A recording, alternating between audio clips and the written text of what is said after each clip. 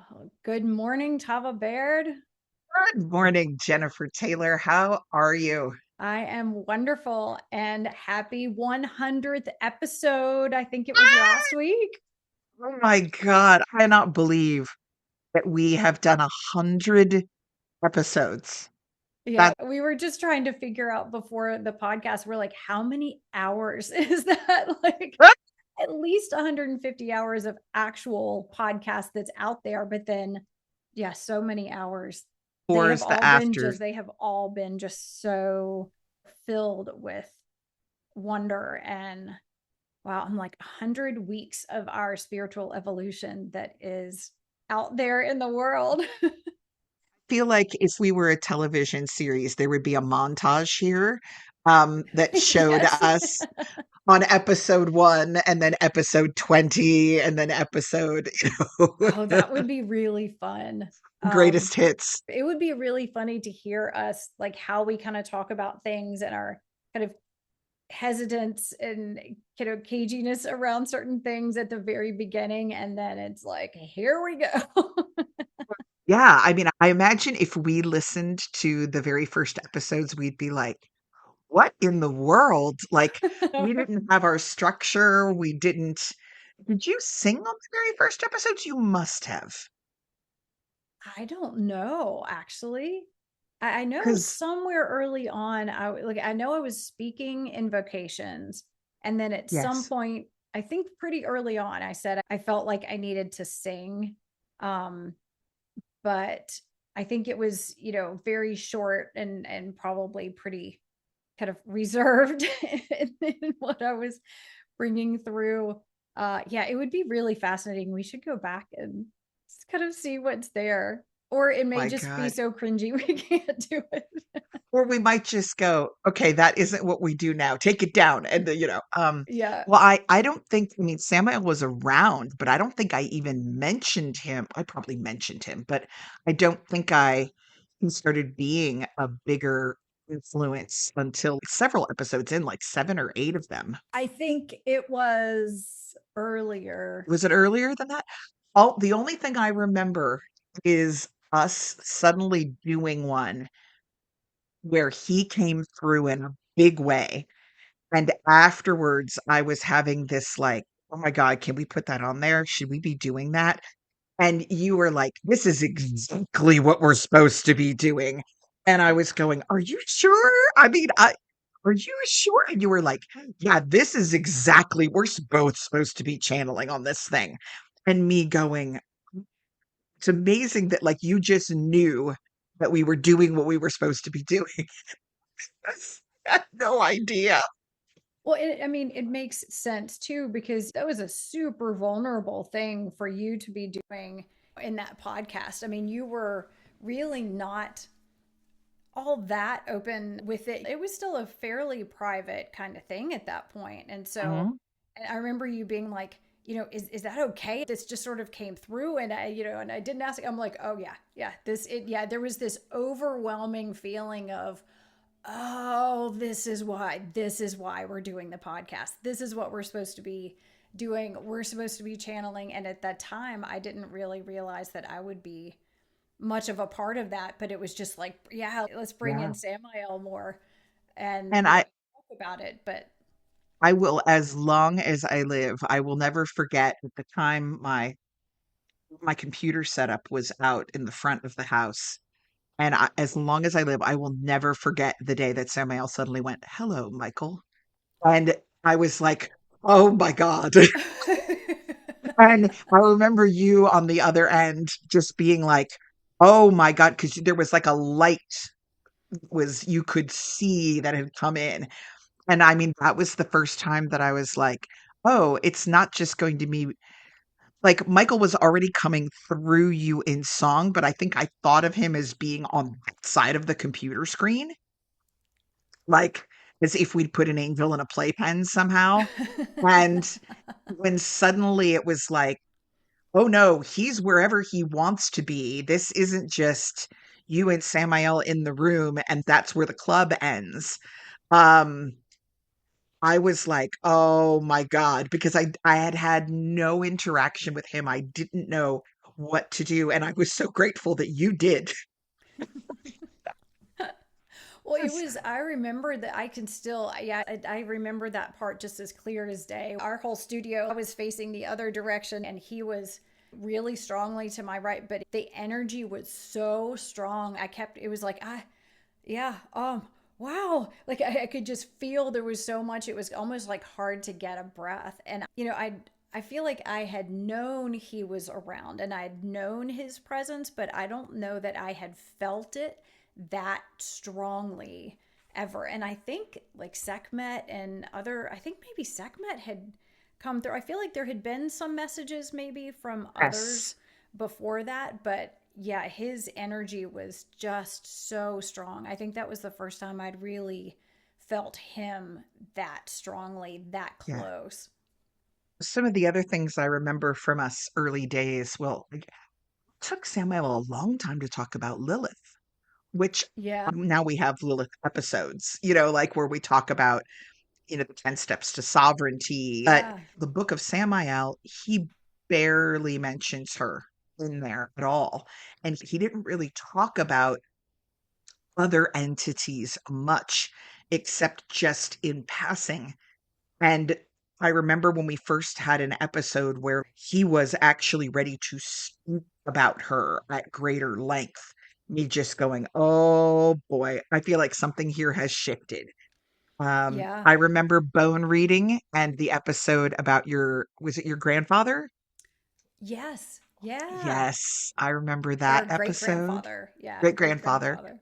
And yeah, there's been a lot in 100 episodes. Thank you for everybody who listens, who's still with us, and who uh, we really enjoy making these. Jen does all the editing now, so she probably enjoyed that part so much. Thank God for her. Yeah, what a long, strange trip it's been so far.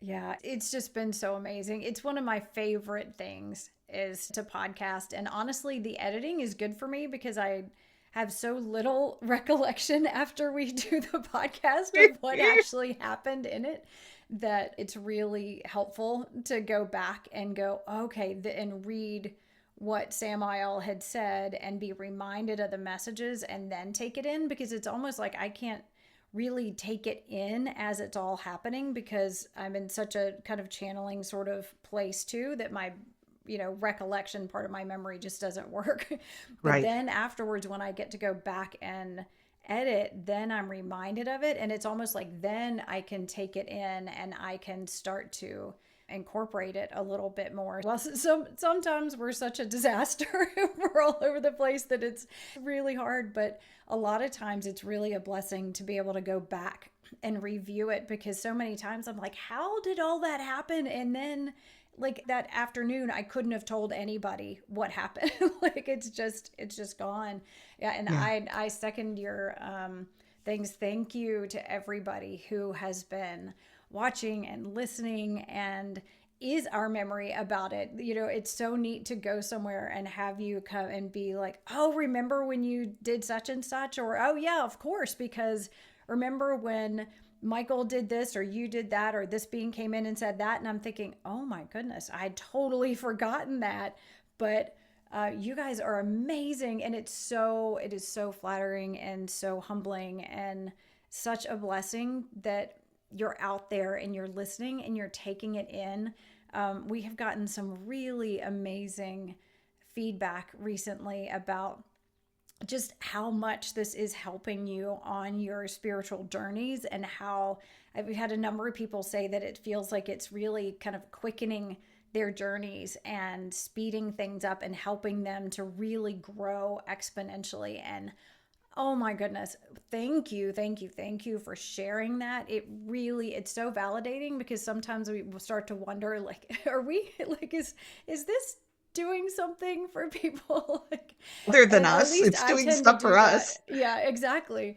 And so it's really wonderful to hear that. And I'm so glad that, all of what it's doing so much for us that I was thinking, even if everybody decided they hated us and didn't want to do it, I would still be like, let's go on and pretend to podcast every week so that we can continue our growth, because the amount of growth that's happened in these 100 episodes is just mind boggling. I'm so grateful for all of it.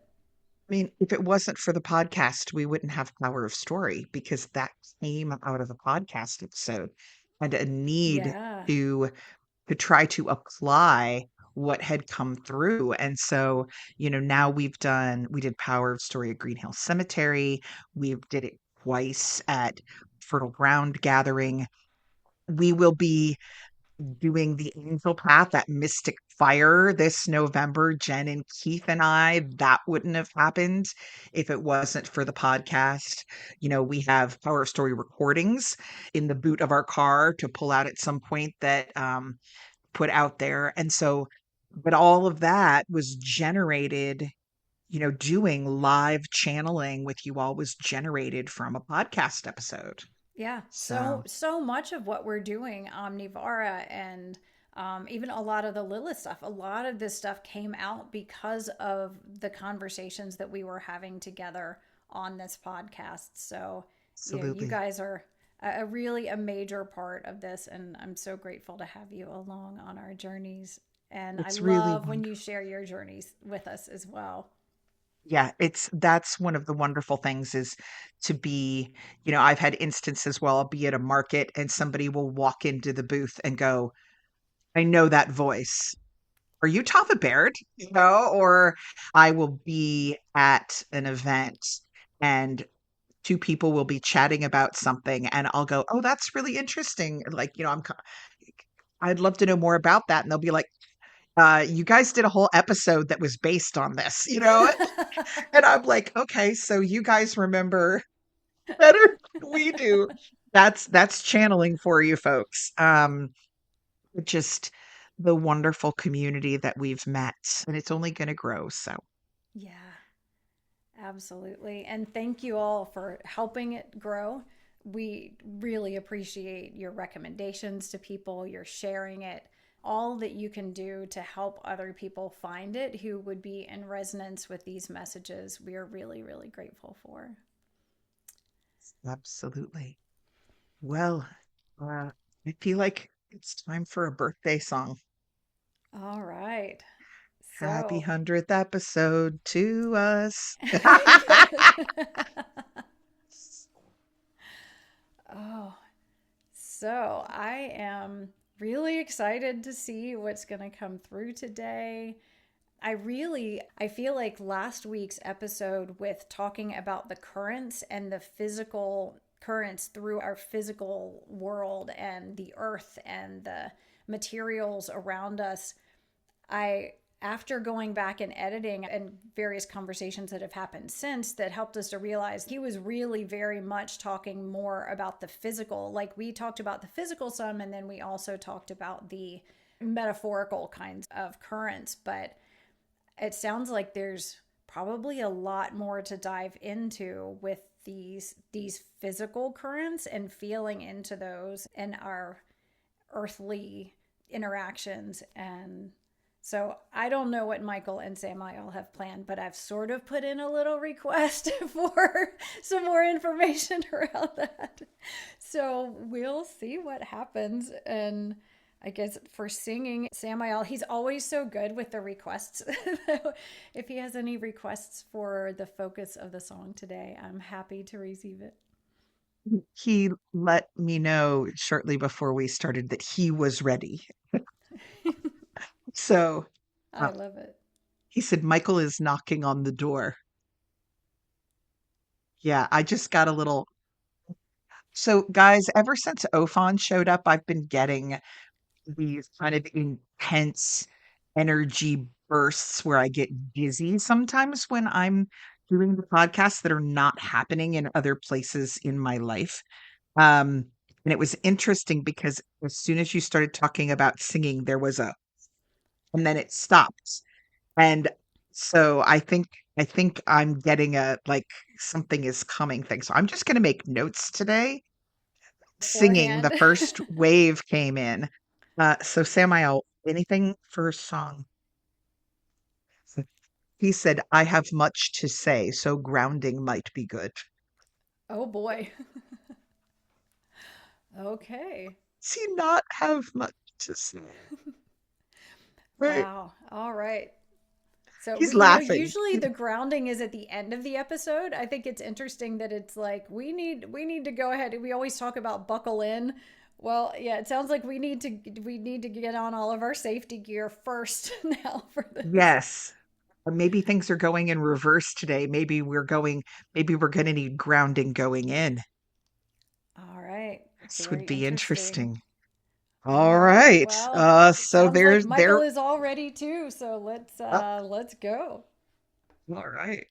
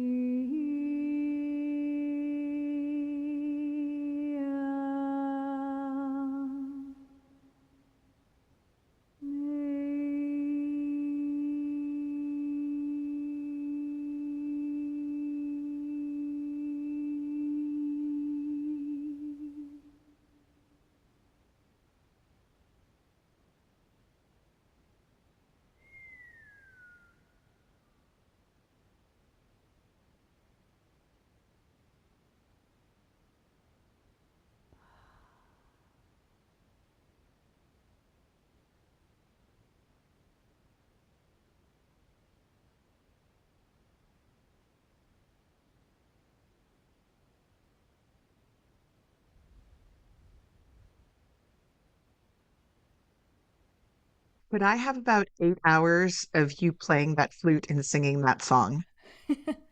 That Sure. was in like I just need an album that's Jen and the really big flute. It's absolutely transcendent. I just felt everything go, "Ooh," and it Oh, was I'm so really glad. nice. Oh my God, that was in what is that flute called? It's an overtone flute. It's It's huge. typically more of a Keith thing. Like that was like his. He discovered those kinds of flutes, and he usually plays it. And but as I was setting up the circle and things, it just I was like, nope, I am playing that today. And so I was a little bit nervous because I never know exactly how well I'm gonna be able to play it. But I was like, oh, okay. Well, typically when Michael's saying play it, it's because he's going to basically play it. So that makes it a lot easier. I have an absolute new favorite instrument of yours now. I think recently it's been that the thing that sounds like a brook. Um, Oh, yeah. The seed yes, chimes. the seed chimes have been at the top of my list. Seed chimes is dropping down to a close second because overtone flute with your voice. Oh my God. Oh, Oh my God. I love singing with it too. When Keith plays that and I can sing with it, it's like, oh, it's such an amazing, yeah, it's an amazing instrument. There we go again. Yep. Instrument. So I got two interesting things coming through. First, I noticed, so I've been making notes about when those waves come, and there's quite a bit today. The first one was started talking about singing. Then there was one during your setting up of the circle. I got heat all up and down the left side of my body, starting from the legs and moving upward. Then, just before you sounded your first note, I got another wave. And just now, as we've kind of stopped talking about the instrument and switching to a different topic. So I'm getting the waves in places just before something comes in. And I'm going to do this backwards. Samael actually commented on it. He said, Umshala, while it is true that I have shifted my energy towards you at this time, it is not Michael who is the culprit. The source is already inside the house. Look to a new energy whose presence burns bright in the moment before the next becoming.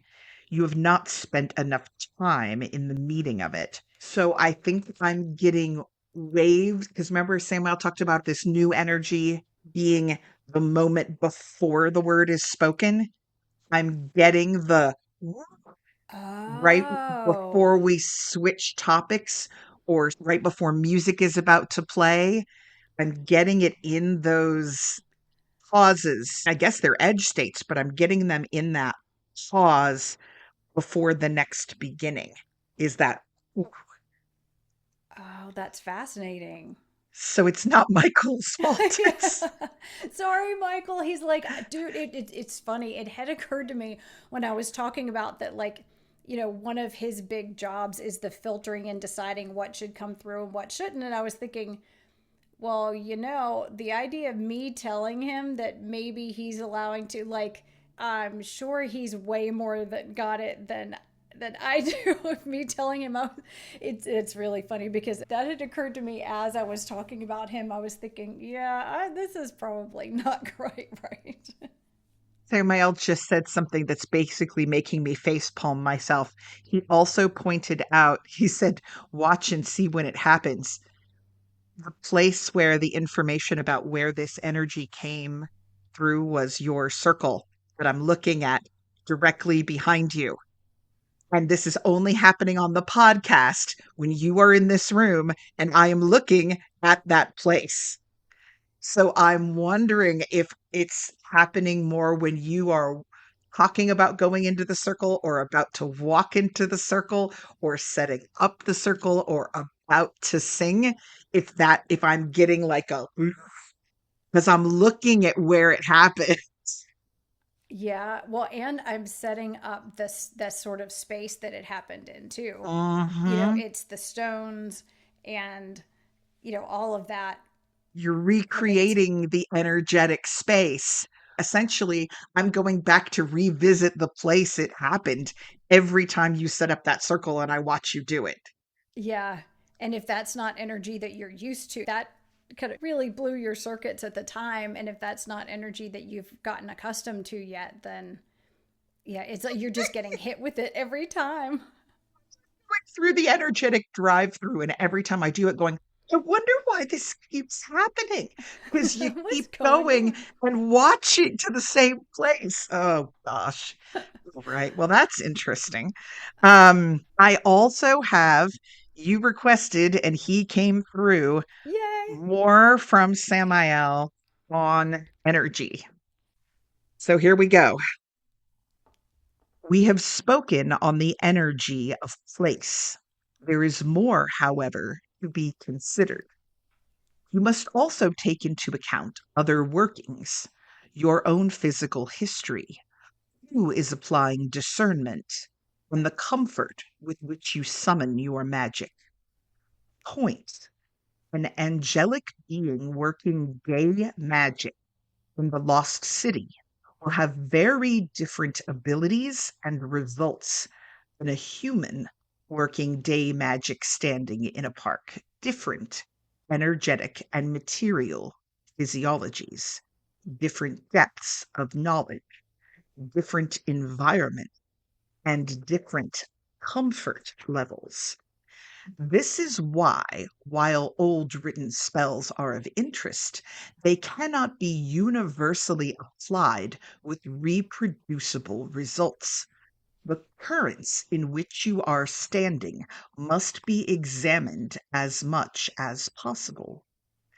For beings such as Michael and myself, who can divide our energies and do many workings at once, our consciousnesses are designed to take these many factors into account. Keep this in mind when you seek to divide your energies in both the material and spiritual worlds. Focus and grounding are not just recovery. You must pull together before you pull apart, and then again in the after. All right. The Would you mind reading the very first, like the first paragraph before the point again? I feel like there were things Yes, in that that I didn't totally grasp. we have spoken on the energy of place. There is more, however, to be considered.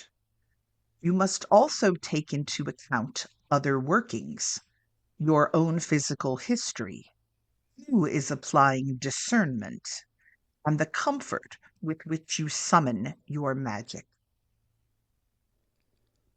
Okay. This is really interesting to me as a member of the witchcraft community because, and you guys have heard me get on my soapbox before about this idea that just because a spell is old means it's better, right? And we tend to do this thing where we pop on the internet and we grab a cord cutting spell or a freezer spell or, whatever it is that we want to use. And we tend to get into chat rooms and say, does anybody have a spell for X? And what Samael's pointing out here, which I hadn't really considered in depth before, is that the written words of a spell, I mean, we have tons and tons and tons of spell books available out there.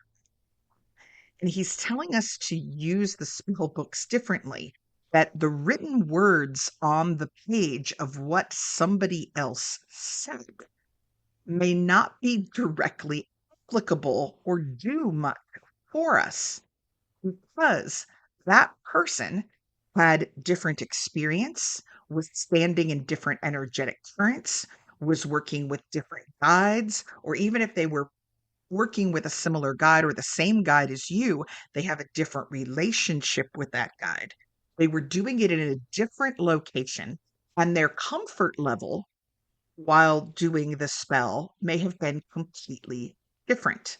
Imagine the difference. Imagine if everything else was the same, but you did a spell in your bedroom at home versus in a jail cell, right?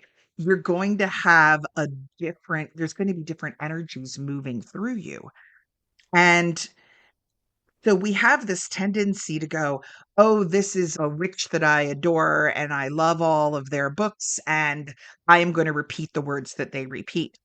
And Samael's telling us that those words are great and informative, and especially if we are a person who is uncomfortable writing our own invocations or our own spells, that those are a wonderful starting point for us. But we shouldn't limit ourselves to, I'm going to do what this person did and it's going to pull off this result, because we have to take into account the fact that we are a different person with different energies. So even though Samael would say he is a day magic practitioner, and I am learning to be a day magic practitioner, his abilities and effects are going to be very different from mine because I am currently in a body and he is not. And he has the ability to split his energy and be in multiple places. And he has the sort of mind, for lack of a better word, where he can calculate all of these things, and his depth of knowledge is much, much greater than a human who is currently in a state of mostly forgetting. And he may be very, very comfortable doing something that I am uncomfortable doing. So that all of these things, it doesn't mean what he's saying, it doesn't mean that his magic is greater. He's just saying that we need to take this into account and not put aside the things that are unique to our own magic in favor of parroting somebody that we admire, because there's a lot more going on in our there's a lot more going on around us energetically to consider. Yeah, I really love what he said and what you brought through, and there are a couple of aspects of it that are standing out to me too, in that one was the and who is doing the discernment. And we always talk about that I ask Archangel Michael to do the discernment of holding that space and who should be coming in and out, what energies to allow in, what energies need to be lifted from the space. And the way that he would do that discernment would be different than a different angel, maybe, or a different guide, depending on who it is that you have holding the space and what your intentions are, that would affect things as well. And it looks like you're getting something good. I can't wait. I'll pause this while you're writing. He's almost done. Just had a couple of sentences in response to what you say. I love how this becomes a conversation between you and Samael at times. I love this. I'm sorry, please continue. Oh no, do you want to share that before I say anything else? So that is an incredible point, and I could literally feel the energy in the room go whoop when you said it. You you do this very differently than I do. Really release and let Michael, you'll say, Michael, you decide what's in the highest good here, who's coming in, who's going out. Like, I know you've got me. You essentially trust fall into Michael when you channel, Yeah, right? exactly. I don't do that with Samael. He's in the room and he's talking, but I don't ever just let myself go. I repeat the words and share the words that he wants with everybody, but I've never tried to just be like, you decide. Maybe it's a fear factor of some sort. I don't know. If you've ever been on a corporate retreat and there's somebody who just can't trust fall, that's kind of me. I just, there's something, I don't know, something in my makeup. So Samael was pointing this out as you were talking about, you let Michael discern and you have these amazing things that happen. But I have always been a little bit like, hang on, let me look over my shoulder and make sure somebody's really there. Are you really there? Are you really? because, if I fall, I'm nervous. And he said to me, "Let go, Umshala. Perhaps the time has come to let the fear out and to let myself in." Now, I don't know if he means him himself or something about me. I think it's in reference to him. It was just interesting that he said myself and not let me in. Let go, Umshala. Perhaps the time has come to let the fear out and to let myself in. So he is suggesting that I attempt to, I don't know, Samael, that might be too much like my birthday. He just said, "And what is wrong with your birthday?" That was intense. The time that I was in the circle with you was so intense. And that's probably the biggest trust fall or closest thing I've ever done. And you do it all the time. And he's saying there are other factors to take into account, but look at the results that you have. Oh boy. I want to say that it's easier for me because I have, at least at this point, it's easier for me because I don't seem to have negative side effects. Like I'll be really exhausted afterwards, but I don't have the intense physical reactions to it that you do. And I'm wondering if it's repetition and getting used to it, or if you have the intense physical reactions because of the resistance. This is really interesting because just as you started to speak there, I got another wave, and like a wave of pay attention because of the oh God. So this is bad because I want to know what's going to happen. My logical mind knows I can't predict what is going to happen. And what you're saying about the intense physical reaction. Oh my God, something just, oh God. Oh Oh, no. Are we breaking you? oh no, I just realized what he's been talking about for a week. Oh my God. Okay. Um, this might be too much background about the things that I write. When we sat down to do the podcast today, friends, just before we actually clicked record, I was telling Jen that I have been having, I write novels, right? And I wrote the first four probably. And then Jen and Keith read them and said, "We're pretty sure parts of these novels are channeled." And I was like, okay, yeah, maybe. I have been working on the next one in my main series for a long time, but a lot of other things have been happening at the same time. Lilith classes have gotten underway, and I just finished illustrating Jennifer Gerlando's poetry book. Okay, Samuel, I will stop making excuses about why it's taking me so long. He just literally went, "Do not make excuses." Okay. So the point is that it's taken me a long time. I haven't had large I hear you. I'm not making an excuse. I'm explaining. Hmm. I may need that song and that overtone flute again soon. This novel, I turned Samael and Lilith into characters in the novel. And that makes sense because there are already characters in the novel that are aspects of my own personality, right? So, but Samael's been much more present for this one, where he will make commentary or tell me to put things in. And there will be times when I go, "I don't know how this is explained." And he will tell me, sort of like he does in the podcast, "Write this." So he's not doing it all the time. There are pieces, particularly when I'm writing things that are supposed to come out of his mouth or Lilith's mouth, that he wants to make sure are written the way they are supposed to be written without giving away large parts of the plot.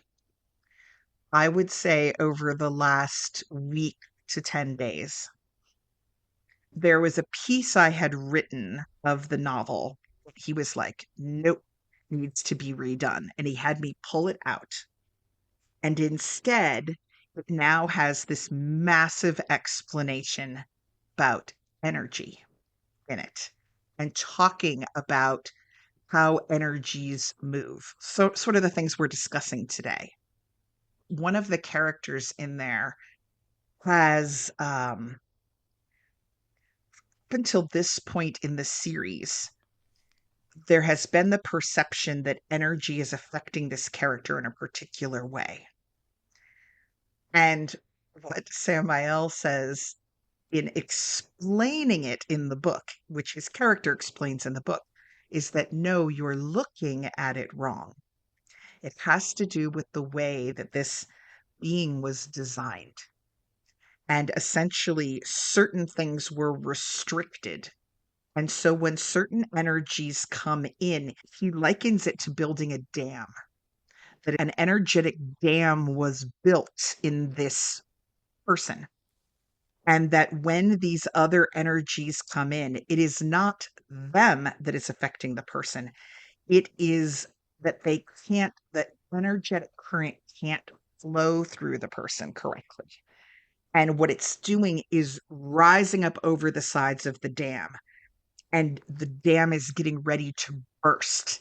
And as the dam gets ready to burst, the person is having wild fluctuations of mood and physical issues and dizzy spells and all of these other things.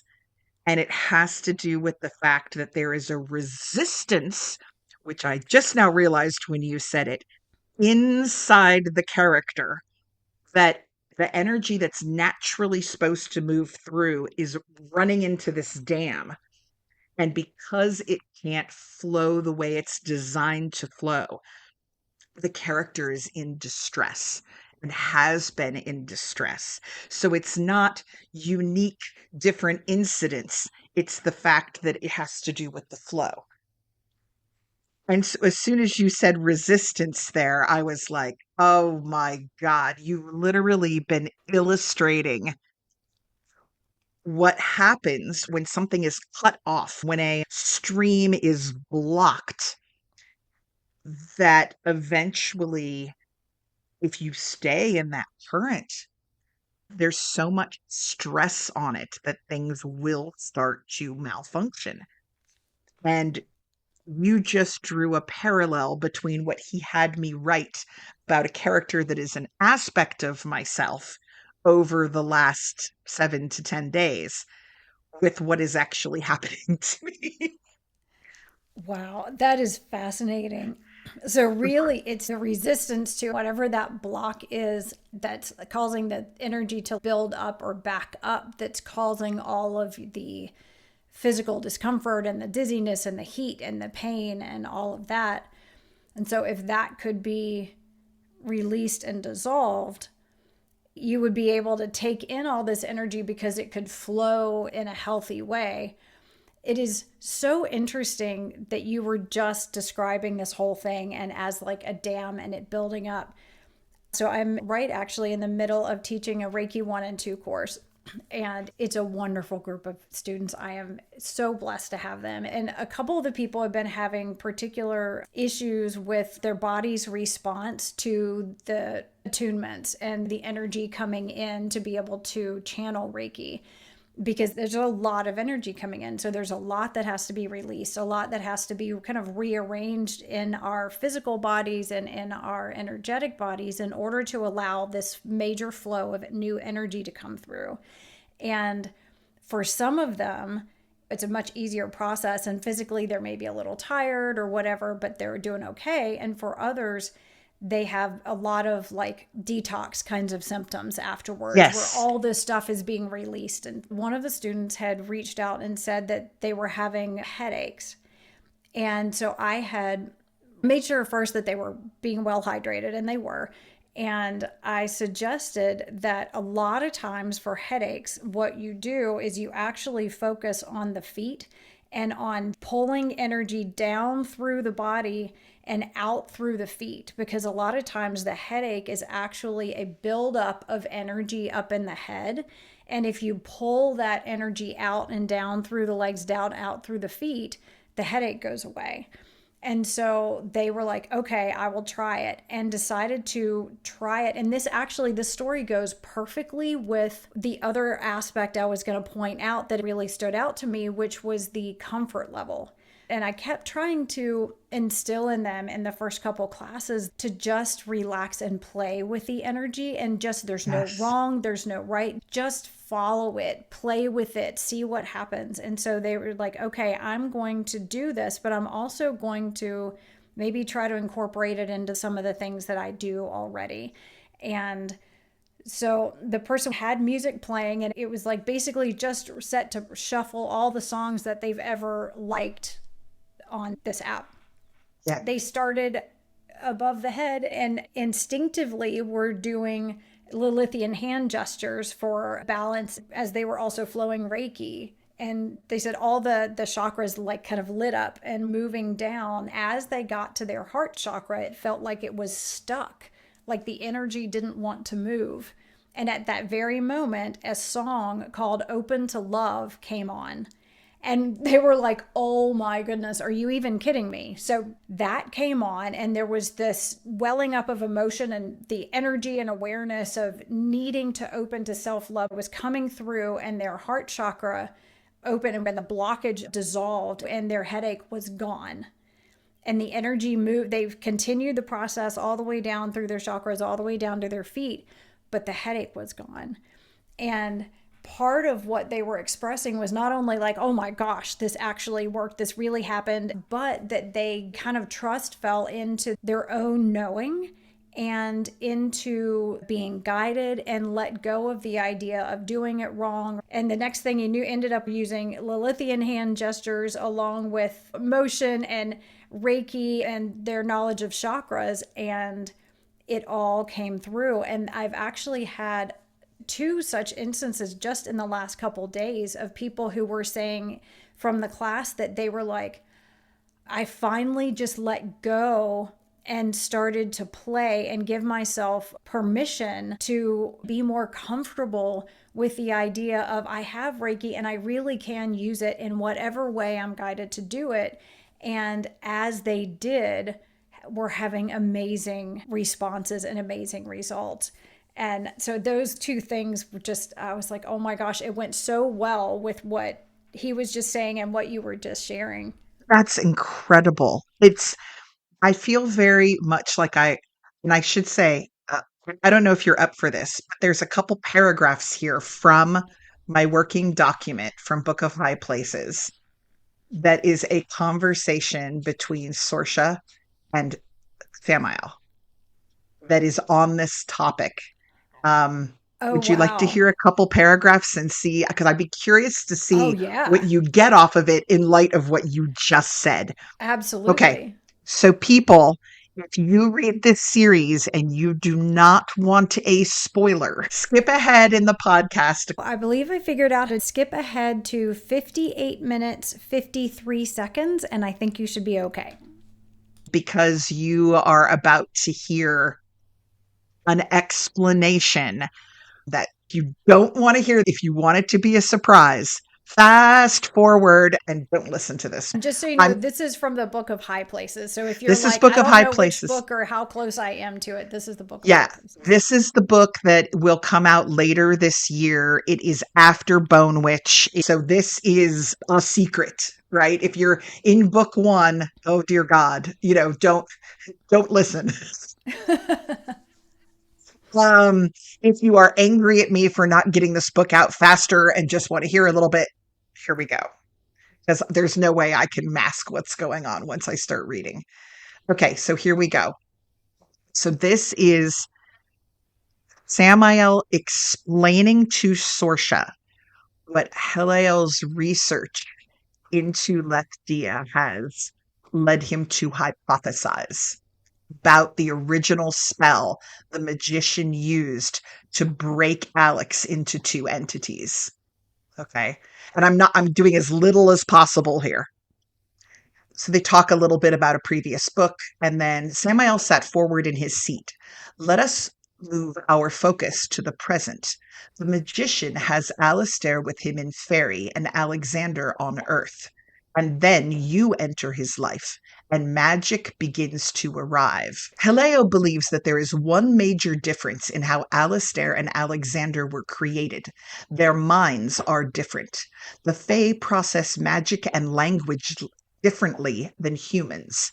Alistair appears to have his magic somewhat intact.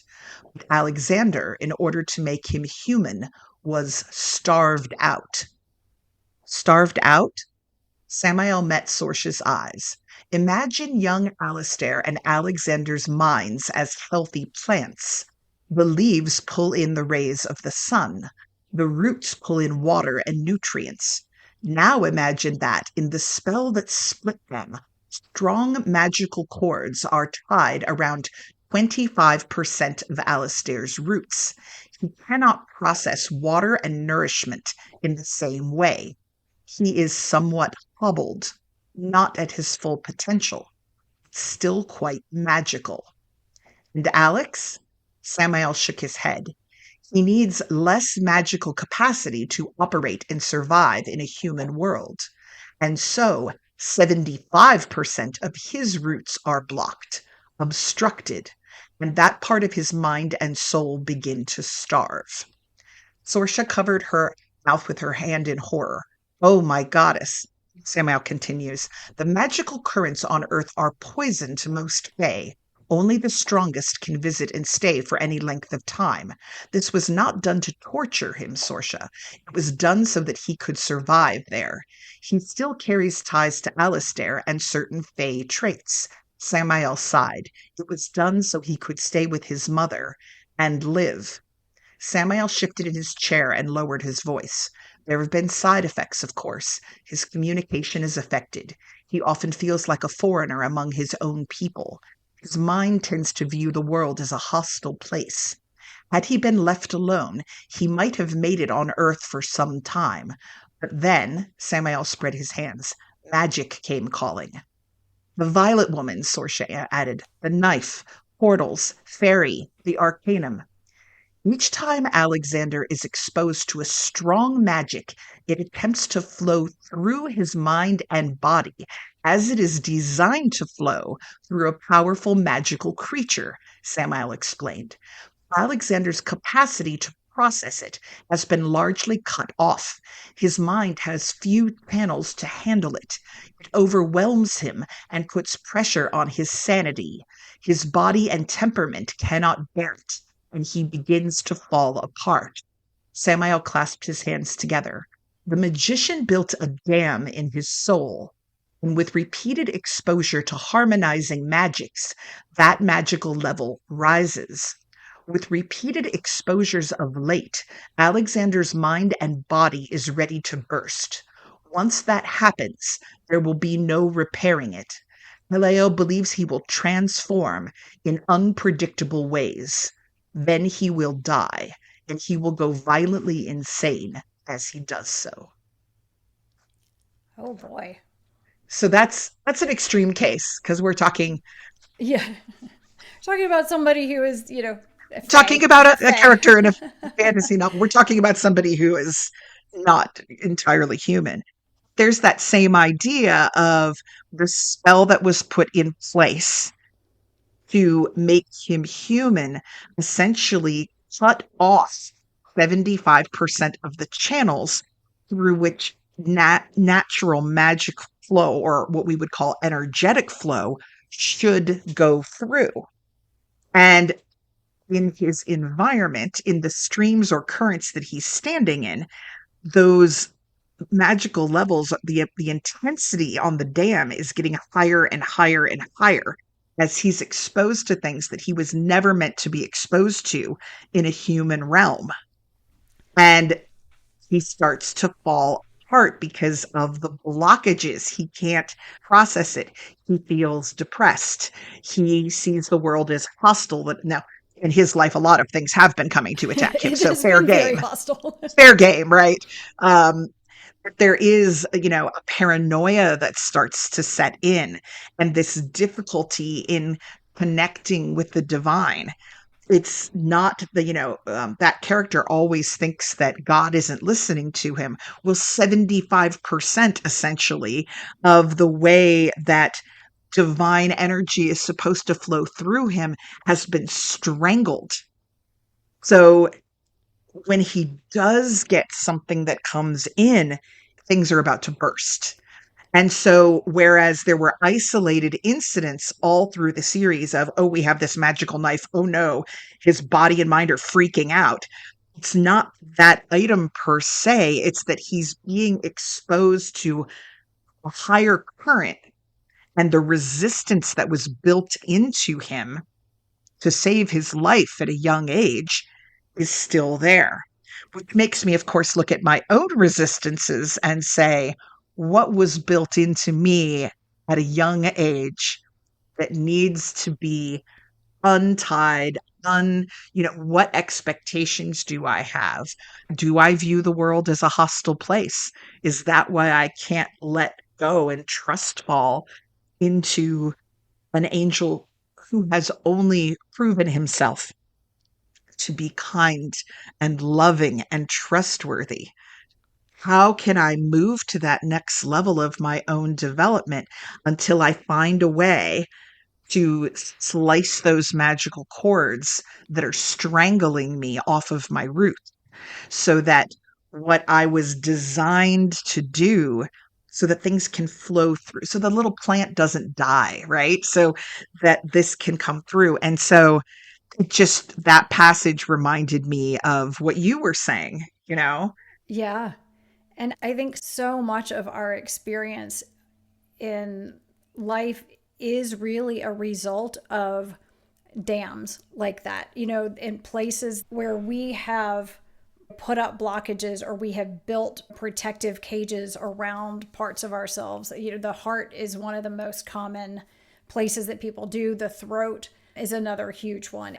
The fear of, or having learned at some time in their life that speaking their truth, speaking their mind, sharing their feelings only caused more damage or more assault or whatever it was. Then we learn, all right, well, we need to bar the doors, shut the windows, to make sure that this can't happen again. Or our hearts were, we open them and our hearts just seem like they're broken. And there's that sense of, I'm just going to lock it down so that if I don't let anybody in, they can't hurt me. But ultimately, anytime we have a place, and that can be, in the sacral chakra from sexual trauma and things like that, there may be where it's our joy and our self-expression and our connection to our sexuality gets shut down and locked down.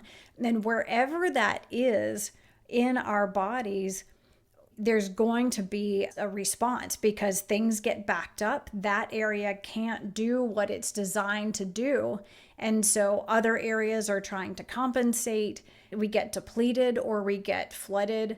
And ultimately, through recognizing and releasing those bonds, that while it's the thing that, and it's to do that is often really, really frightening because we may have spent years and years and years being able to use that as our proof of safety.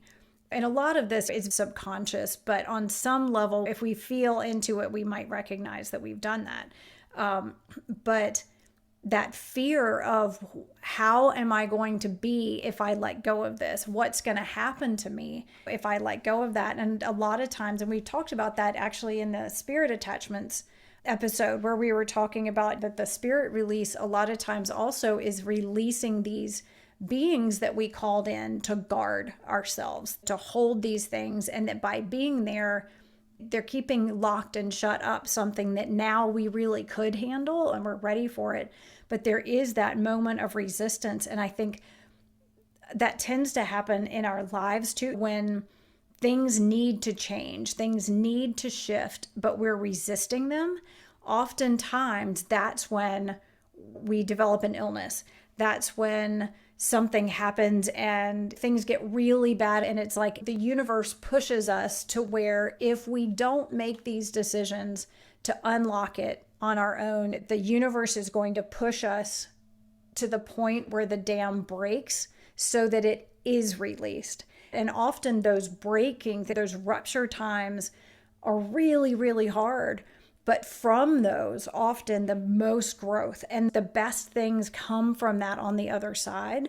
You know, the times in Keith and our lives when we thought this is the worst thing that could ever possibly happen have always ended up bringing about the best, most positive change. But in that moment, you can't tell that. It doesn't feel at all like that. And you can't feel really hardly any of it.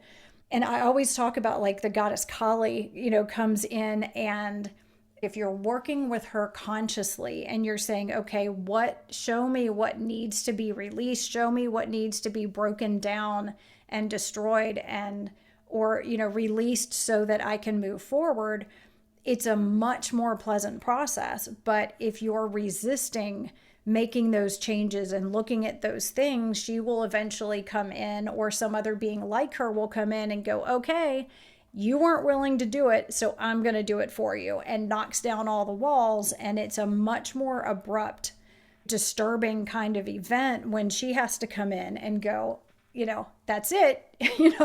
I'm taking it down. I think anytime we come up upon those things, it's really important to find some kind of way to move through it. And that's a lot of what we do with Reiki or with energy work or shaman work. You know, there are so many different ways of doing this. And sometimes it's different kinds of therapy, but it's really important. And if we start to feel like things are backing up and getting worse, there's probably some deep resistance that needs to get released. So, two things as you're speaking. So, as of late, I have been having a lot of difficulty holding things in my mind. And I've been going, oh, it's perimenopause, right? That's what it is. Like, I'm realizing today at different points on the podcast, I'm like, I was supposed to check that date when I got home yesterday and let her know about it. Yep, didn't do that. Completely forgot until just now, like an hour in. Oh, wait. Oh my God. Jen also asked for me to send her that symbol probably like a week ago. I'm just now realizing I didn't do that either. I used to be able to I hold a whole universe in my brain that I'm writing about, but these things are starting to slip. And I was going, it's perimenopause. Uh-huh. And Samael right now is going, your mind, your mind, your mind. You guys want to hear a really good one. Um, there are two thrift stores near me, one in Berryville and one in Percival. And I was restoring a doll for a woman at one of them. And a woman who works at the other one had had a doll brought to them that had the head was off. And they were about to throw the doll away. And she was like, wait, wait, wait. And so she put it in a bag and got the manager's permission to leave it in the back room. And she contacted me and said, I'm hoping this doll can be repaired. Can you come take a look at her? Me a couple of years ago would not have made this mistake. I confused the two messages and wrote to the woman at one place, sure, I'll be by on Thursday at 11, and instead drove to the other location because I had two thrift stores and two dolls. So, in theory, there's rationale for it. But I showed up at the wrong thrift store and was surprised when that woman wasn't working because I thought I had made an arrangement to meet her and deliver her restored doll. When in fact, across town, there's a different woman waiting for me going, where the heck is Tava? And it took me like 4 days. It wasn't until I made a mistake again and wrote to the first, because I wrote the one woman, it's like, oh, you're not here? And she's like, it's my day off. And I'm like, she's like, just for bringing them by, just leave them at the counter.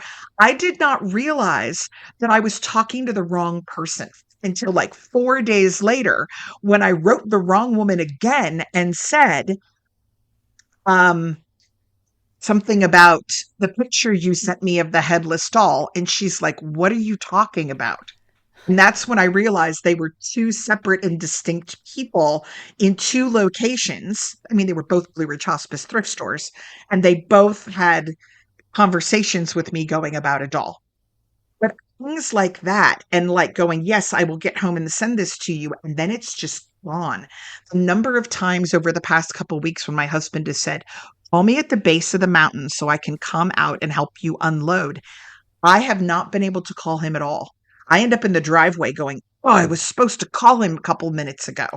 And he's like, why can you not remember this? And I'm like, I don't know. I feel like my memory has gone off a cliff in certain aspects. I am 100% with you. And I would love to know what Samael says is the reason I am totally there. I am constantly going, oh my gosh, I told these people I was going to send them a link. I was going to create the class and send them a link. And then it just didn't happen. Like, there are so many things. Even like I get up from the couch and walk over to the counter and I've completely forgotten why I'm there or what I'm doing. It is so, so much worse than Yeah. it ever was. Like, you know, yeah, to an extreme. And I wonder if, yeah, I would love to know what Sam Miles says it's about, because I am totally there with you on the memory thing. Like, it's disturbing how bad it is. Yeah, and it's so bad. I was teaching a class out at the inn on Sunday, and there were Lilithian students there talking about how they have arranged to come to Free Spirit Gathering and help me out. And one of them said, yeah, because you know your memory of late. Like, my students are talking about the fact that my memory ain't good of late. And I'm like, what is happening to my mind? Um, and Samael, just now, your mind. The other thing that this brought up when you were talking about the blockages was I was teaching a class up in Pennsylvania 2 weekends ago. And there's some wonderful people that were in that class that have come to a couple other Lilith classes.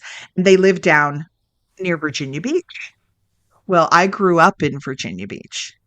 And, I am no contact with my birth family. It's, I think, probably better for everyone. Um, but I knew that area well and thought of it as home, you know, and I have not been back there in at least, well, 14 years, at least, probably closer to 15. Because in my brain, I think of that area as belonging to them and where they are, and my area is here. This is where my life is. Now I have students that live down in that area, and they contacted me and said, we were so excited about last weekend's class that we came down here and went to the local metaphysical shop where we know the owner, and the owner is wonderful and would love to have you come down here and teach classes. And my friend Kathy, who drives me lots of places, was like, I will so go to Virginia Beach with you. Like, when are we going? And I had this immediate gut reaction of, I can't go there. Can't the same fears and things I had about myself from childhood, like all of this stuff just rose up. And I could hear Samael saying, you can go wherever you wish. And he started talking about reclaiming that spaces don't belong to people. Like, I don't need to say I'm not allowed there because of the emotional response I have, right? As a matter of fact, that means my butt should get there so that I can walk in and walk out and say, everything's fine. I am fine. Nothing happened. Samael is still with me. Or if something does happen, I handled it. If I run into people that I used to know, I handled it. That is where I need to go. And the way is open. There's a reason to go. I have enthusiastic transportation to get there, but there is still things that I am working through that made me say that space is not for me. And so when you were talking about these, the things we did to safeguard ourselves at one point, the entities that we called in to watch over us, it might be time to release them And with Samael talking about the energies of place, what would the magic that I do, how much stronger might a Lilithian magic, which is not just rebellion, but reclamation, be? If I've performed it in a place I needed to reclaim, my comfort level would be real bad, right? Not the same as working up here.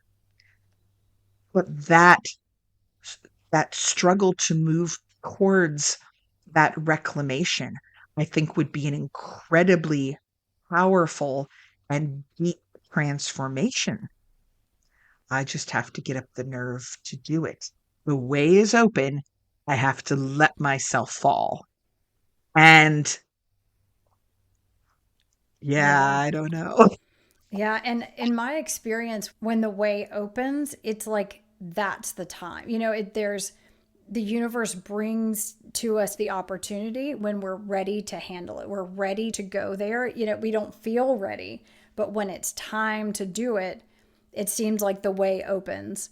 And when we commit to doing it, it also seems like the preparation starts immediately. The energies come in to start teaching us the things that we need to start building up the strength or the knowledge or the skills or the tools or the techniques or whatever it is, that all of that energy starts to come in to immediately fill that path and support us on the way to it.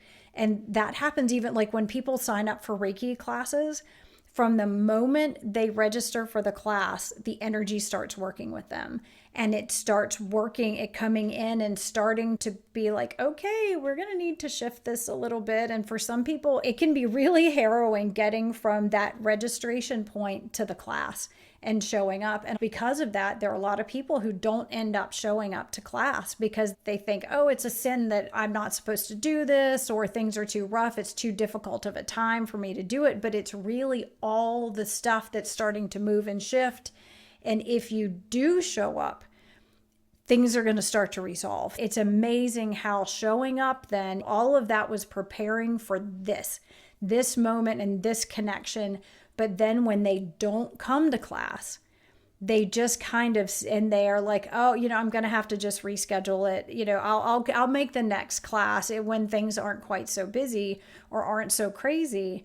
It's like that just keeps going, and the messages keep Yeah. getting stronger of, no, you need to go, and the need for it seems to grow while everything seems to still be getting more chaotic. And it's so hard to try to tell somebody in that space what you really need is to make sure you show up so that this doesn't continue. And some people do, but a lot of people who feel like they're in that place don't. But I think you're probably better off going ahead and committing to it and starting to have the experiences and know that it's preparation for that than to resist it, because otherwise it's likely to just keep coming up in a whole bunch of ways. You're just kind of prolonging that Yeah. that preparation time. Until I go violently insane. No, Yeah. well, I mean, and the thing was, Thankfully, so not that character entirely. they had the idea of you should come down and teach in Pennsylvania. 1 week later, they were talking to the owner of that shop within 48 hours, probably closer to 24. And then they came back up and I saw them again this last weekend. So they drove 7 hours and took one class, drove four in another, 4.5 to come up. And I'm like, wow, y'all cover some ground for Lilith classes, right? And they said, have you gotten to contact her yet? And I went, no, not yet, right? Because but here are these wonderful, joyous people offering me place to be, to introduce me to people. They will, of course, attend. They've gotten the person who's going to bring me there excited. The way could not be more open. It's just, it's the, and Samael just said something. He just said, he held, he held, he held. It is my fear that in returning to a location where I did not feel held, and seen, that all I have worked for and all of this, I think a lot of my view of myself is tied up in how efficient I am and how strong my borders are. And what he's telling me is I need to go to that place and see that it's possible to be held there, and that it isn't the place, it's my memory of what happened there that I need to be able to release. Um, that I need to go do it anyway, even if I'm not 100% prepared. Do it anyway, even if I am still afraid. Do it anyway. Let fall off the cliff and trust that the wings will open instead of standing on the edge of the cliff when I know I have wings, telling myself that I don't. Um, and just, I gotta learn to trust fall, man. Yeah, and there is so much in that. It's really interesting. I hadn't thought about that in terms of the number of times that I relied on or called out for Archangel Michael and was saved in those moments. And a lot of that happened before I got to this level of just trust and really just blind faith with him at this point. But I think about when I was just absolutely terrified, I would call on him and he would show up and he would be there and he would help whatever it was. And I got so used to calling on him that when in dreams, when I was having nightmares or things, well, I'd say there were nightmares, they really weren't, like actual beings were coming in, like malefic entities were coming into my dream state and attacking me, and in one case actually stepped into me, and I was battling for my life to get it out. And even in that dream state, I was able to call him in. I couldn't remember the words to the spirit release or anything, but I could get out the words Michael.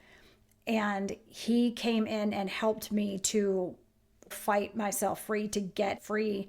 And so I think I have such a comfort level in just letting go and knowing that he will be here. And when he is here, if I ask him to help me, he will. And as long as it's in my highest good. And I also recognize that if for some reason I do fall, it's because he knew that's what needed to happen for my highest good too. But I realized, it wasn't sort of a matter of him showing up and like, oh, I'll channel you and, I'll bring through your voice. But it was the number of times that I called on him and he showed up and he saved me in those times. He empowered me, or he helped me to find my own strength and make sure that things were okay. So, definitely give yourself a lot of grace. And we need to all give ourselves a lot of grace when we compare or judge ourselves or look too harshly at ourselves for not having done things before we're ready or before now. And when we learn something different and now we're in a new place. Because I've certainly had lots and lots of years of developing this relationship, and you've only, it really hasn't been that long that you've even been aware of Samael. So I think it's wonderful and amazing that you're ready to start doing that now. And we'll just honor that and be really excited about what this trust fall is going to bring. And speaking of just waiting and being excited for the future, this is going to be the end of this episode, and we will continue this conversation right where we left off next week. But of course, we don't want to leave you without a song, and so I decided that the best match for this felt like a song that I channeled as a collaboration between the Stones of Place from Vermont, Archangel Michael, and Samael. And this is an energetic transmission of divine support, creating a refuge for you in the storms of life. and it's called Refuge in the Storm, and I have it on the Bandcamp as well. I hope that you enjoy and you feel the presence and their support. Until next time.